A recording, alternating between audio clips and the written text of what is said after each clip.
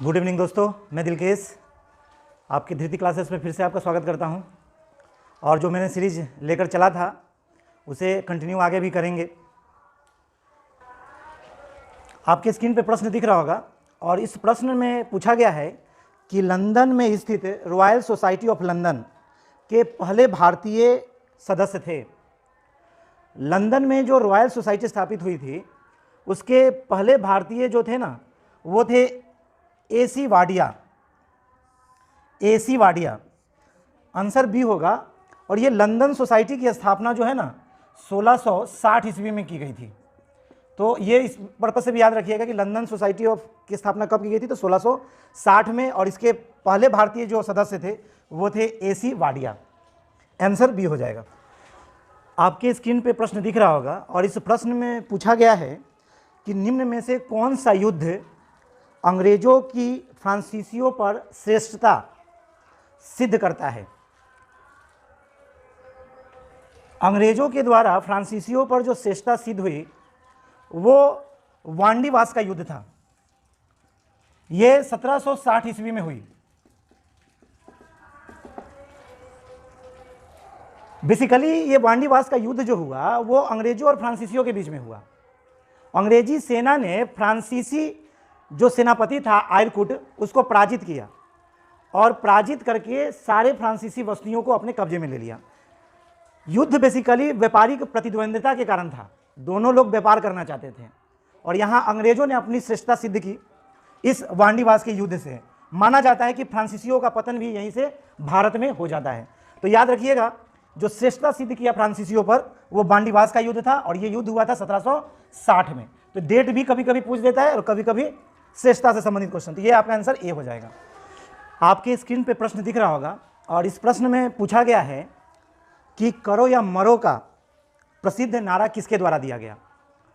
करो या मरो का जो प्रसिद्ध नारा है ना वो बेसिकली 8 अगस्त 1942 में बंबई के ग्वालियर टैंक से भारत छोड़ो आंदोलन की शुरुआत हुई थी। भारत छोड़ो आंदोलन के दौरान ही महात्मा गांधी के द्वारा यह नारा दिया गया, करो या मरो।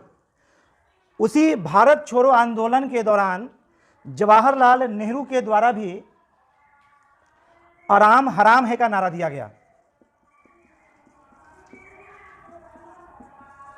तो दो बातें याद रखिएगा, करो या मरो का नारा किसके द्वारा दिया गया, तो महात्मा गांधी के द्वारा। आराम हराम है किसके द्वारा दिया गया, तो जवाहरलाल नेहरू के द्वारा। लेकिन प्रश्न में पूछ रहा है करो या मरो, तो आपका आंसर हो जाएगा ए। आपके स्क्रीन पे प्रश्न दिख रहा होगा। इस प्रश्न में पूछा गया है कि किस वर्ष 26 जनवरी को स्वतंत्रता दिवस के रूप में मनाया गया था। 26 जनवरी स्वतंत्रता दिवस के रूप में मनाया गया था। लाहौर अधिवेशन 1929 में हुआ था। उस अधिवेशन में अध्यक्षता जो कर रहे थे पंडित जवाहरलाल नेहरू, और पंडित जवाहरलाल नेहरू के द्वारा ही पूर्ण स्वराज की मांग की गई थी। उसी 29 के बाद 1930 में 26 जनवरी को पहला स्वतंत्रता दिवस मनाया गया। तो आपका आंसर हो जाएगा ए, यानी 1930 में पहला स्वतंत्रता दिवस मनाया गया 26 जनवरी। आपके स्क्रीन पे प्रश्न दिख रहा होगा। इस प्रश्न में यह कथन दिया गया है कि जब पूरा विश्व सो रहा होगा तब भारत में नए जीवन का आगाज होगा। यह कथन किसका है। यह कथन बेसिकली 14 अगस्त 1947 को एक भाषण के दौरान जवाहरलाल नेहरू के द्वारा दिया गया था। तो बेसिकली इसका आंसर जो है सी है। 14 अगस्त 1947 को जवाहरलाल नेहरू के दौरान एक भाषण दिया गया था। उसी भाषण में इन्होंने ये कहा था। तो आंसर जो है आपका वो हो जाएगा सी, जवाहरलाल नेहरू। आपके स्क्रीन पे प्रश्न दिख रहा होगा और इस प्रश्न में पूछा गया है कि किसने भारत में प्रथम अंग्रेजी समाचार पत्र का संपादन प्रारंभ किया था। अंग्रेजी समाचार पत्र का संपादन 1780 ईस्वी में अंग्रेज व्यक्ति थे जिनका नाम था जेम्स ऑगस्ट हिक्की। इनके द्वारा पहला अंग्रेजी पत्र का संपादन किया गया जिसका नाम था the Bengal gazette. The Bengal gazette 1780 में जेम्स ऑगस्ट हिकी के द्वारा संपादन किया गया था, प्रकाशित किया गया था। अगर इसी में पूछा जाएगा कि भारत में प्रेस की स्थापना किसने किया था, तो भारत में प्रेस की स्थापना का श्रेय जो है, प्रेस की स्थापना पूछेगा आपसे, तो प्रेस की स्थापना का श्रेय जो जाता है वो राजा राम मोहन राय को जाता है। दो बातें हैं, प्रेस की स्थापना किसने किया भारत में, तो राजा राम मोहन राय ने। भारत में पहला अंग्रेजी पत्रिका का नाम क्या था, तो the Bengal gazette, James August Hicky के द्वारा 1780 में प्रकाशित किया गया। तो आंसर हो जाएगा सी। आपके स्क्रीन पे प्रश्न दिख रहा होगा। इस प्रश्न में पूछा गया है कि भारत सरकार अधिनियम 1919 जाना जाता है। भारत सरकार अधिनियम 1919 जो जाना जाता है वो जाना जाता है मॉन्टेग्यू चेम्सफोर्ड सुधार के नाम से, मॉन्टेग्यू चेम्सफोर्ड सुधार। और हमने कॉन्स्टिट्यूशंस वाले वीडियो में इसको डाला भी है क्वेश्चंस को, तो आप वहाँ से भी देख सकते हैं कि मॉन्टेग्यू चेम्सफोर्ड सुधार के अंतर्गत क्या किया गया। तो इसका आंसर जो होगा वो होगा बी। आपकी स्क्रीन पे प्रश्न दिख रहा होगा। इस प्रश्न में पूछा गया है कि किसे भारतीय राष्ट्रीय कांग्रेस का पिता कहा जाता है। भारतीय राष्ट्रीय कांग्रेस का पिता ए.ओ. हुम को कहा जाता है। आंसर जो होगा वो बी होगा। चूंकि भारतीय राष्ट्रीय कांग्रेस की स्थापना ए.ओ. हुम के द्वारा 1885 ईस्वी में किया गया। जब इसकी स्थापना हुई तो ए.ओ. हुम जो थे इसके महासचिव रहे।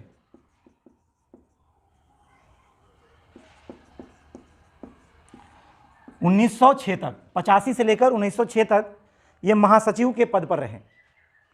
तो भारतीय राष्ट्रीय कांग्रेस का पिता जो कहा जाता है ए.ओ. हुम को कहा जाता है। बेसिकली ये ए.ओ. हुम ब्रिटिश सरकार में राजस्व अधिकारी थे और उन्हीं उस राजस्व अधिकारी रहते हुए इन्होंने भारतीय राष्ट्रीय कांग्रेस की स्थापना किया था। ए.ओ. हुम को हर्मिट ऑफ शिमला के नाम से भी जाना जाता है, तो आप उससे भी याद रख सकते हैं, हर्मिट ऑफ शिमला। तो आंसर जो है इसका ये बी हो जाएगा। आपकी स्क्रीन पे प्रश्न दिख रहा होगा और इस प्रश्न में पूछा गया है कि किस वर्ष 1916 ईस्वी में मद्रास में होम रूल की स्थापना की गई थी। मद्रास में होम रूल की स्थापना तो एनी बेसेंट के द्वारा ही किया गया था और होम रूल की उपज भी एनी बेसेंट के दिमाग से ही आया था। तो मद्रास में पूछा जाएगा कि किसके द्वारा किया गया, तो एनी बेसेंट। इसमें तिलक का भी नाम आता है। अगर बंबई यानी पुणे की बात होगी तो बंबई, पुणे का तो लोकमान्य तिलक का नाम आएगा। लेकिन मद्रास पूछा जा रहा है प्रश्न में तो एनी बेसेंट। एनी बेसेंट ने कॉमनवेल्थ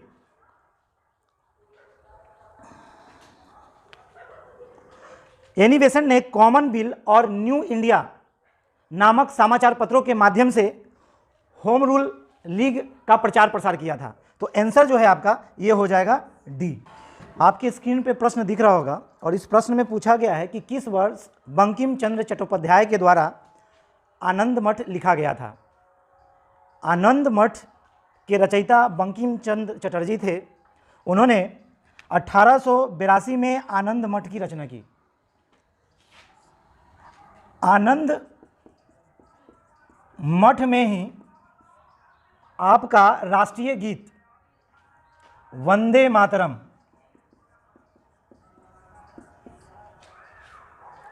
आनंद मठ से ही आपका राष्ट्रीय गीत वंदे मातरम लिया गया है।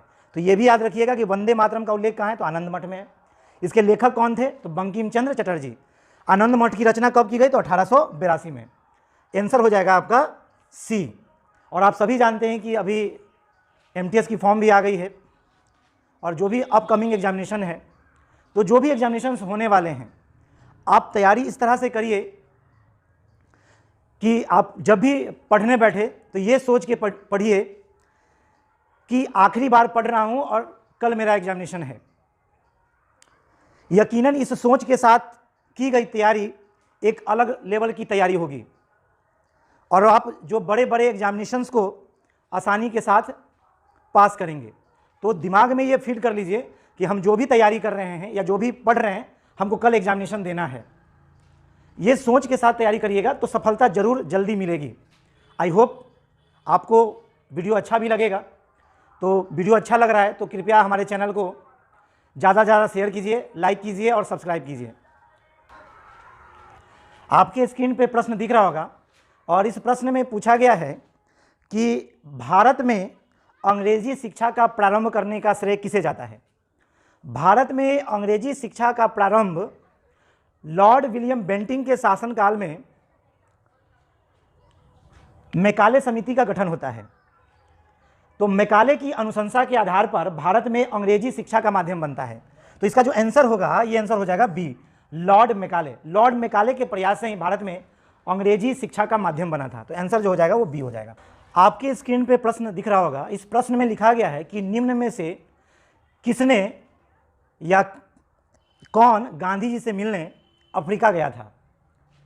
गांधी जी से मिलने अफ्रीका तो गोखले जी गए थे। 1893 में महात्मा गांधी अब्दुल्ला नामक व्यापारी का केस अफ्रीका लड़ने गए थे। जब वो अफ्रीका गए तभी भारत में भी उसी तरह का, भारत में स्वतंत्रता से संबंधित या अंग्रेजों के दमन के प्रति अपने विचार को लेकर गोखले साहब अफ्रीका गए थे, ताकि भारत में भी महात्मा गांधी ऐसा कार्य करे ताकि हम लोगों को अंग्रेज दमनकारियों से स्वतंत्रता मिले। तो अफ्रीका गोखले जी गए थे महात्मा गांधी से मिलने। अगर इसी में एक प्रश्न पूछा जाए कि महात्मा गांधी के राजनीतिक गुरु कौन थे, तो ये भी याद रखिएगा, गोपाल कृष्ण गोखले। पूरा नाम गोपाल कृष्ण गोखले है, यहाँ पे शॉर्ट में लिखा गया है गोखले जी। तो आंसर यही याद रखिएगा, सी, राजनीतिक गुरु भी थे महात्मा गांधी के। तो आंसर हो जाएगा। आपके स्क्रीन पे प्रश्न दिख रहा होगा। इस प्रश्न में पूछा गया है कि किस शिक्षा रिपोर्ट के बाद कलकत्ता विश्वविद्यालय अस्तित्व में आया। कलकत्ता विश्वविद्यालय या बंबई विश्वविद्यालय या मद्रास विश्वविद्यालय की स्थापना लॉर्ड कर्जन के काल में होता है, लंदन विश्वविद्यालय के तर्ज पर। लेकिन किसकी रिपोर्ट के आधार पर यह प्रश्न पूछा गया है, तो वुड डिस्पैच रिपोर्ट के आधार पर इसका गठन 1854 ईस्वी में किया गया और इन्होंने ही विश्वविद्यालय का बृहद योजना तैयार किया था। तो आंसर जो होगा, वुड डिस्पैच योजना के अंतर्गत भारत में या कलकत्ता में विश्वविद्यालय की स्थापना की गई। वुड डिस्पैच को भारतीय शिक्षा का मैग्ना कार्टा भी कहा जाता है। तो आप ये भी याद रखिएगा, भारतीय शिक्षा का मैग्ना कार्टा किसे कहा जाता है, तो वुड डिस्पैच को। आंसर डी हो जाएगा आपका। आपके स्क्रीन पे प्रश्न दिख रहा होगा और इस प्रश्न में पूछा गया है कि कैबिनेट मिशन किस वर्ष भारत आया। कैबिनेट मिशन का गठन 1946 में हुआ था। तो कैबिनेट मिशन से रिलेटेड क्वेश्चन पूछेगा तो 1946 भारत आया था। इसमें 3 सदस्य थे, पैंथिक लॉरेंस, एवी अलेक्जेंडर और स्टोफर्ड क्रिप्स। तो कैबिनेट मिशन 1946 में भारत आया था। आंसर हो जाएगा ए। आपके स्क्रीन पे प्रश्न दिख रहा होगा और इस प्रश्न में पूछा गया है कि मुस्लिम लीग की स्थापना किस वर्ष की गई। मुस्लिम लीग की स्थापना 30 दिसंबर 1906 को, 30 दिसंबर 1906 को ढाका में किया गया था। बांग्लादेश अभी वर्तमान स्थिति में ढाका है, वहीं पे है। तो 30 दिसंबर 1906 को मुस्लिम लीग की स्थापना की गई थी। उस समय भारत के जो गवर्नर जनरल थे ना, वो थे लॉर्ड मिंटो द्वितीय। तो ये भी याद रखिएगा कि गवर्नर जनरल कौन था, तो लॉर्ड मिंटो द्वितीय। आपके स्क्रीन पे प्रश्न दिख रहा होगा और इस प्रश्न में पूछा गया है कि सरफरोशी की तमन्ना अब हमारे दिल में है, किसके द्वारा लिखा गया था। ये जो लिखा गया था, ये लिखा गया था राम प्रसाद बिस्मल के द्वारा। आंसर डी हो जाएगा। राम प्रसाद बिस्मल जो थे ना, वो हिंदुस्तान रिपब्लिक एसोसिएशन के सदस्य भी थे। तो आप आंसर जो होगा आपका ये हो जाएगा राम प्रसाद बिस्मिल। सरफरोशी की तमन्ना अब हमारे दिल में है, देखना है जोर कितने बाजुए कातिल में है। तो आंसर जो होगा आपका डी हो जाएगा। आपके स्क्रीन पे प्रश्न दिख रहा होगा और इस प्रश्न में पूछा गया कि भारत के प्रथम वायसराय कौन थे। हमने अपने कॉन्स्टिट्यूशन वाले वीडियो में बताया था कि 1858 के भारत शासन अधिनियम के तहत गवर्नर जनरल का नाम बदलकर वायसराय कराया गया था। तो भारत के जो प्रथम वायसराय थे ना, वो थे लॉर्ड कैनिंग। तो आंसर जो होगा आपका ए हो जाएगा। आपके स्क्रीन पे प्रश्न दिख रहा होगा और इस प्रश्न में पूछा गया है कि सत्यमेव जयते किस उपनिषद से लिया गया है। सत्यमेव जयते जो उपनिषद से लिया गया है वो लिया गया है मुंडको उपनिषद से। तो इसका आंसर जो है ये सी हो जाएगा। आपके स्क्रीन पे प्रश्न दिख रहा होगा और इस प्रश्न में पूछा गया है कि लाहौर रणजीत सिंह की राजनीतिक राजधानी थी जबकि धार्मिक राजधानी कहाँ थी। बेसिकली रणजीत सिंह का नाम जो आता है वो सिख साम्राज्य के संस्थापक थे और उन्होंने लाहौर को अपनी राजनीतिक राजधानी बनाया था और धार्मिक राजधानी जो है ना वो पंजाब अमृतसर में, यानी अपनी धार्मिक राजधानी अमृतसर को बनाया था। तो आंसर जो हो जाएगा ए हो जाएगा। धार्मिक पूछेगा तो अमृतसर और राजनैतिक पूछेगा तो लाहौर, ये याद रखिएगा। तो ये आंसर ए हो जाएगा इसका। आपके स्क्रीन पे प्रश्न दिख रहा है और इस प्रश्न में पूछा गया है कि भारतीय राष्ट्रीय कांग्रेस की पहली महिला अध्यक्ष कौन थी। भारतीय राष्ट्रीय कांग्रेस की पहली महिला अध्यक्ष जो थी ना वो थी श्रीमती एनी बेसेंट। ये भारतीय राष्ट्रीय कांग्रेस की पहली महिला अध्यक्ष बनी थी 1917 में कलकत्ता अधिवेशन की। तो आंसर जो होगा ये ए हो जाएगा, श्रीमती एनी बेसेंट। इसी में एक प्रश्न पूछता है कि भारतीय राष्ट्रीय कांग्रेस की प्रथम भारतीय महिला अध्यक्ष कौन थी। तो भारतीय महिला अध्यक्ष पूछेगा तो उसमें नाम आता है श्रीमती सरोजिनी नायडू का। इन्हें 1925 में कानपुर अधिवेशन की अध्यक्षता मिली थी। तो पहली महिला पूछेगा तो श्रीमती एनी बेसेंट और भारतीय महिला पूछेगा तो श्रीमती सरोजिनी नायडू 1925 कानपुर अधिवेशन। तो आंसर तो अभी इसके हिसाब से ए हो जाएगा। आपके स्क्रीन पे प्रश्न दिख रहा होगा और इस प्रश्न में पूछा गया है कि विभाजन परिषद का अध्यक्ष कौन था। विभाजन परिषद यानी भारत का बंटवारा जो हुआ उसके अध्यक्ष कौन थे। तो उस समय भारत के जो गवर्नर जनरल थे वो थे लॉर्ड माउंट बेटन। यही विभाजन परिषद के अध्यक्ष थे। इन्होंने ही 3 जून 1947 को विभाजन का सुझाव दिया, 3 जून 1947 को। तो लॉर्ड माउंटबेटन आंसर हो जाएगा बी। आपके स्क्रीन पे प्रश्न दिख रहा होगा और इस प्रश्न में पूछा गया है कि भारत में किस वायसराय को स्वशासन का जनक के रूप में जाना जाता है। स्वशासन का जनक। भारत में नगर पालिकाओं की स्थापना जो किया था वो लॉर्ड रिपन ने किया था और नगर पालिकाओं के माध्यम से ही छोटे छोटे क्षेत्रों के लिए स्वशासन पद्धति शुरू हुई। तो भारत में स्वशासन का जनक जो था वो लॉर्ड रिपन। तो आंसर इसका हो जाएगा ए, लॉर्ड रिपन, भारत में स्वशासन का जनक। आपकी स्क्रीन पे प्रश्न दिख रहा होगा और इस प्रश्न में पूछा गया है कि किसने गांधी जी को महात्मा कहा था। गांधी जी को महात्मा रविंद्रनाथ टैगोर ने कहा था। आंसर तो डी हो जाएगा आपका। बेसिकली 1917 में चंपारण सत्याग्रह की सफलता के बाद रविंद्रनाथ टैगोर ने उन्हें महात्मा की उपाधि से नवाजा था। तो आप आंसर इसका डी दीजिएगा, रविंद्रनाथ टैगोर ने। आज के लिए इतना ही था और हमारा जो इंस्टीट्यूशन है धृति क्लासेस दिघवारा में है, तो नई बैच की शुरुआत 23 मार्च से हो गई है। तो जो नियर बाई दिघवारा जो हैं वो अपना रजिस्ट्रेशन जल्दी से जल्दी कराएं, क्योंकि इससे पहले वाले जो बैच हमने स्टार्ट किया था वो बेसिकली पूरा फुलफिल हो चुका है और हमारे यहाँ सीट लिमिटेड है ऑफलाइन के लिए। तो जो बच्चे नियर बाई दिघवारा हैं वो जल्दी से जल्दी अपना रजिस्ट्रेशन कराएं। और इसी के साथ मैं अपना वाक्य पूरा करता हूं और हमारे चैनल को आप लोग फिर से मैं कह रहा हूं कि ज़्यादा से ज़्यादा सब्सक्राइब कीजिए, लाइक कीजिए और शेयर कीजिए। धन्यवाद।